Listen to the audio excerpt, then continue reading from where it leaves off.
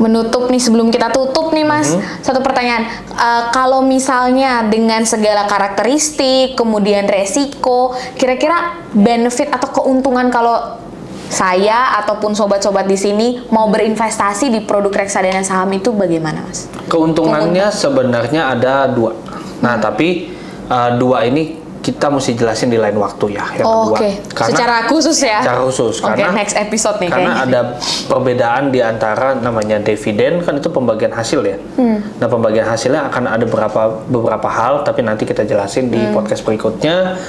Kalau secara general yang pasti adalah capital gain, selisih harga beli dan jual. Ketika misalkan Mbak Cendri beli hari ini di angka 1000, ternyata besok mau dijual harga 1010, kan udah ada capital gain itu, naik sekian persen, ya kan? I see. Ya, itu keuntungan dari membeli reksadana saham. Begitupun semua instrumen itu salah satunya adalah capital gain. Kenaik apresiasi harga dari yang kita beli dengan yang kita jual. Itu aja. Sebelum menutupi, saya langsung tiba-tiba punya pertanyaan.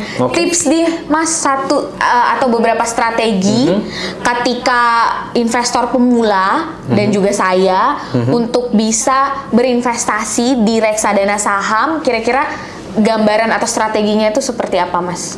Strateginya gini, yang satu adalah ketahui profil resikonya terlebih dahulu. Profil resiko? Semua investasi memiliki resiko, nggak ada yang nggak ada resikonya. Tapi ketahui dulu profil resiko. Yang kedua adalah ketahui time frame. Kenapa kita harus tahu time frame? Misalkan gini, Mbak Cendri mau beli mobil Ferrari dalam waktu 4 tahun lagi. Apakah tepat membeli reksadana saham? Kalau ternyata ketika 4 tahun itu mau beli dan ternyata modalnya malah turun, nggak jadi beli mobil dong. Nah, itulah kenapa kenapa disarankan di atas 5 tahun. Itu pun kita bisa cek. Jadi di Sikapi Uangmu OJK itu juga ada salah satu artikel yang menyatakan bahwa reksadana saham itu di atas 5 tahun. Seperti itu. Yang pasti adalah profil resiko, time frame berinvestasi. Jangan lupa cek modalnya. Dan harus ada modal ya Mas? Harus ada modal. Tapi modalnya kecil kan. Reksadana saham reksadana itu bisa dimulai dari 10.000. Betul. 10.000 sekarang hari ini dapat apa? Bakso aja nggak nyampe Mas sekarang. Nggak nyampe. Di atas 10.000 malah sekarang. Harga bakmi aja udah nggak segitu kan, 3-4 kali lipat. Jadi bisa mulai dari 10.000, kita nabung pelan-pelan. Ya, apa yang ditumpuk hari ini kita tuai di kemudian hari. Benar banget. Berarti tipsnya adalah ketahui dulu profil resiko, kemudian yang kedua harus tahu time frame, dan yang terakhir ada modal. Bisa di-adjust nggak sih Mas? Oh bisa. Bisa banget. Misalkan gini. Dalam waktu kurang dari 1 tahun kita merasa bahwa market saham bullish akan naik terus. Terus kita setelah berasumsi demikian dan kita punya tujuan keuangan tersebut dan kita profil resikonya agresif, itu bisa di-adjust kok. Tapi menarik, itu kurang wise kalau ternyata along the way ternyata kita salah memprediksi. Jadi ada strategi yang berbeda lagi nantinya. Baik.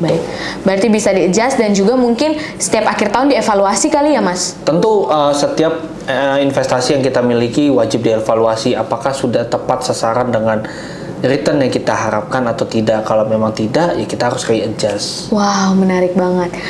Mas Bintan, terima kasih banyak untuk insight terkait bedah keunggulan dari reksadana saham. Mas jangan kapok-kapok ya kalau kita undang lagi untuk next episode di konten podcast IOFest. Pasti. Thank you so much Mbak Cendri. Sehat-sehat. Teman-teman, sobat-sobat, itu tadi insight dari Mas Bintan yang sangat luar biasa. Semoga bermanfaat ya untuk teman-teman semua. Sebelum saya tutup, kalau misalnya nih teman-teman memiliki insight ataupun memiliki pertanyaan, teman-teman bisa ketik atau tulis di kolom komentar ya. Kira-kira next topik yang enak untuk kita bahas itu seperti apa. Teman-teman, jangan lupa subscribe YouTube channel IOFest dan klik tombol lonceng di bawah ini ya. IOFest, ayo investasi, sampai jumpa.